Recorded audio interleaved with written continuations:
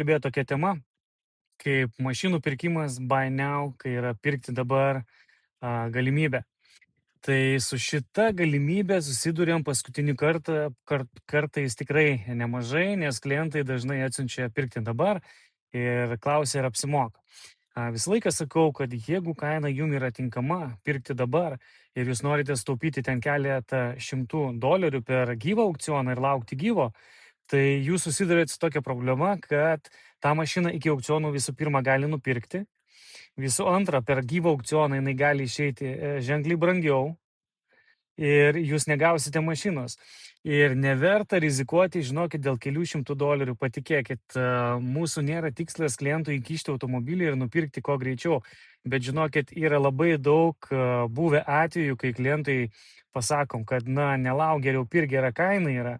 Ir žinokit, tą mašiną nuperka tą pačią dieną arba kitą dieną ir klientas praranda automobilį ir po to rašo, kad, gaila, kad va taip gavosi, kad parsidavė tą mašiną, galėjau pirkti, dabar jau žinosiu, pasimokiau.